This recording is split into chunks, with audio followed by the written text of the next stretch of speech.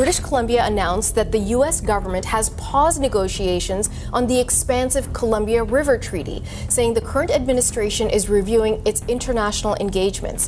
The deadly and devastating wildfires in Los Angeles are drawing new attention to U.S. President-elect Donald Trump's comments about one of Canada's most valued natural resources. There are millions of gallons of water pouring down from the north with the snow caps in Canada and all pouring down. And they have essentially a very large faucet. A quiet struggle is unfolding across North America, one that carries far greater consequences than a trade dispute or a diplomatic spat. The fault line runs through rivers, lakes, and the invisible currents beneath the soil. The issue is water. And what began as a simple resource concern has grown into a potential flashpoint between two of the world's closest allies. The United States and Canada now stand at the threshold of a debate that could redefine their relationship, their economies, and their sovereignty. It started when President Donald Trump turned public attention toward an idea rarely discussed in modern politics: the possibility of accessing Canada's enormous reserves of fresh water. He argued that states like Arizona, Nevada, and California were heading toward a crisis that could no longer be solved by conservation or technology alone. According to him, the answer might lie north, where Canada's lakes and rivers hold nearly unmatched abundance. His remarks didn't sound like a direct threat, but they carried an unmistakable undertone, a suggestion that the world's richest superpower might one day need help from its neighbor to survive a drying future. Canada's response came fast and left no room for doubt. Ottawa made it clear that its waters would remain within its borders. The message was amplified by Prime Minister Mark Carney. In calm but unyielding terms, Carney stated that Canada's water is not a tradable commodity. It is a public trust, part of the nation's identity and environment, not a resource to be bargained away.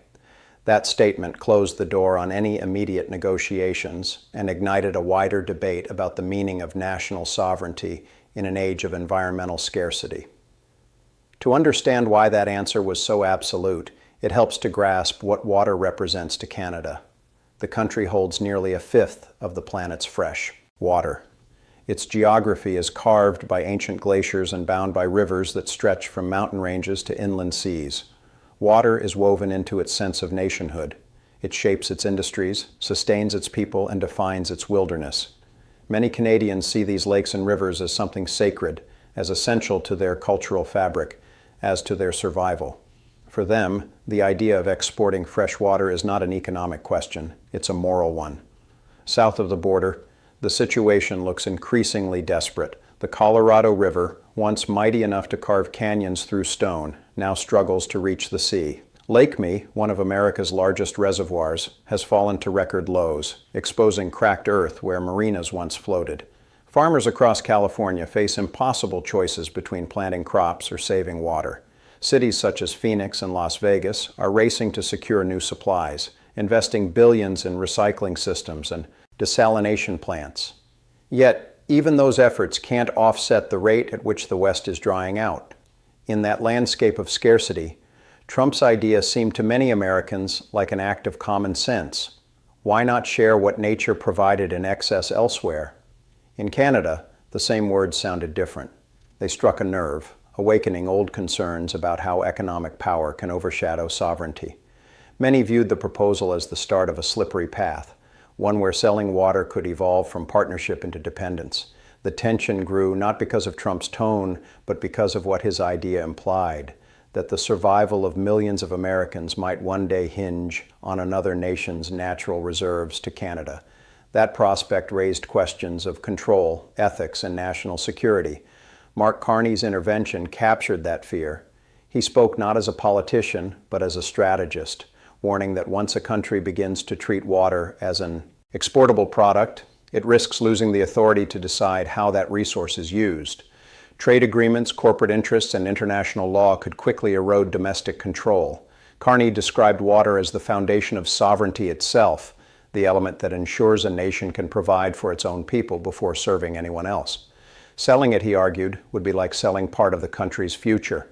His warning also carried an environmental dimension. Canada's ecosystems are already under strain from rising temperatures, melting ice, and shifting rainfall.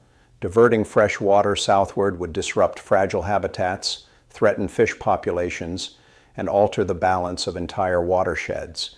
The damage once done might be irreversible.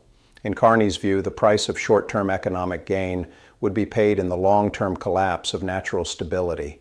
But his message reached beyond Canada's borders. He warned that if water ever becomes a global commodity, the world would enter a perilous new era.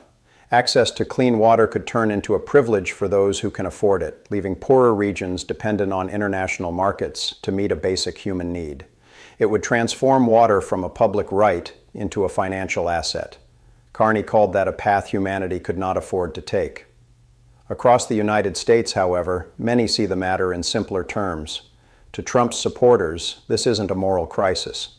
It's an economic opportunity. They argue that water sharing could benefit both sides. Canada could earn revenue, and the U.S. could alleviate its shortages. Policy groups in Washington have already begun studying massive infrastructure projects, networks of pipelines capable of carrying fresh water from Canada's northern rivers to the parched American Southwest.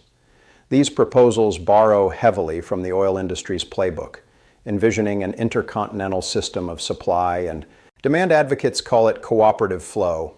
In Canada, the phrase sounds more like encroachment. For Canadians, water is not something to be measured in gallons or priced in export contracts. It is part of the land. Selling it feels like giving away a piece of what defines the nation. That's why any mention of cross-border water pipelines sparks unease instead of interest. To many, it's not collaboration. It's a quiet erosion of independence. Beneath this disagreement lies a philosophical divide. One perspective treats water as a marketable resource, a tradable solution to scarcity. The other views it as a shared birthright that must be safeguarded, not sold. The clash between these ideas mirrors a broader global dilemma. Should natural resources serve economic growth or environmental preservation? Both countries are now forced to confront that question under the growing shadow of climate change. The American West provides a stark illustration of what's at stake. Once fertile valleys are turning to dust. Reservoirs that powered entire cities now sit half empty. Each year, the distance between supply and demand widens. Environmental analysts warn that the moment a society starts diverting water from distant regions, it's already living beyond its natural means. And history shows that once an industry takes root, it rarely retreats. When trade flows begin, the economic momentum often becomes too powerful to reverse. That is the scenario Canada's leaders hope to avoid. They see water not as an export, but as a responsibility. Rather than exploring trade, Ottawa has been channeling billions into conservation, clean energy, and ecosystem restoration. These programs aim to secure water for future generations while reducing reliance on fossil fuels and industrial overuse. In this strategy, sustainability isn't just an environmental policy, it's a national defense plan. Protecting water means protecting sovereignty. For Carney, that mission represents a deeper commitment. He often speaks of stewardship, the idea that a country should leave its resources in better condition than it inherited them. To him, treating water as a tradable commodity would betray that duty. He believes that within one generation of opening freshwater trade, Canada could lose control of its own lakes and rivers. Contracts would bind the government's hands, and what was once a public trust could turn into an international asset governed by market rules. Still, the pressure is mounting. As drought deepens across the American West, as crops wither and populations swell, calls for new water solutions are growing louder. When a superpower begins to face resource scarcity, negotiations can quickly shift into demands. That's why Canada's stance has taken on the language of security rather than diplomacy. Water is being treated less as an economic issue and more as a matter of national survival. Carney's position that Canada's water is not for sale has become symbolic of that resolve. It sends a message to Washington that some resources cannot be priced or traded regardless of economic temptation, because beneath the statistics and policy debates lies a question of independence. The power to decide how to use one's natural wealth defines a nation's freedom, and for Canada, that freedom is non-negotiable. This standoff also reveals something larger. The world is entering a new phase of competition, one not centered on oil or technology, but on the basic elements that sustain life. Water is becoming the most valuable resource of all. And in that competition, Canada's advantage is undeniable. Its freshwater reserves stretch across nearly every province, immense lakes that look like inland seas, glaciers that feed endless rivers, and wetlands that purify ecosystems across continents. These waters are more than symbols of beauty. They are instruments of power in a century where survival may depend on access to clean supply. For the United States, this reality poses a challenge it cannot ignore. As drought expands and reservoirs vanish, it must find solutions that balance diplomacy with necessity. Canada, meanwhile, must guard its wealth without isolating itself from future cooperation.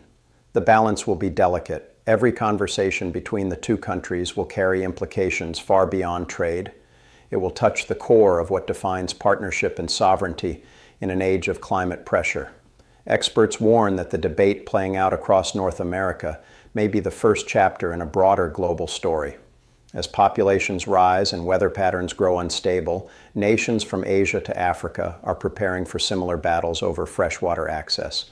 The term water wars, once reserved for science fiction or distant predictions, is now appearing in government policy papers. Analysts describe a future where control over rivers, lakes, and aquifers becomes as critical as control over oil fields once was.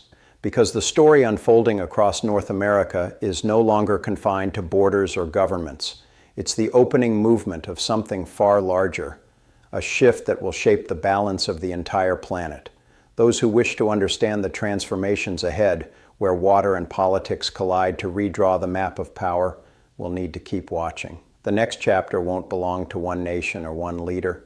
It will belong to everyone who depends on the future of the Earth's most essential resource.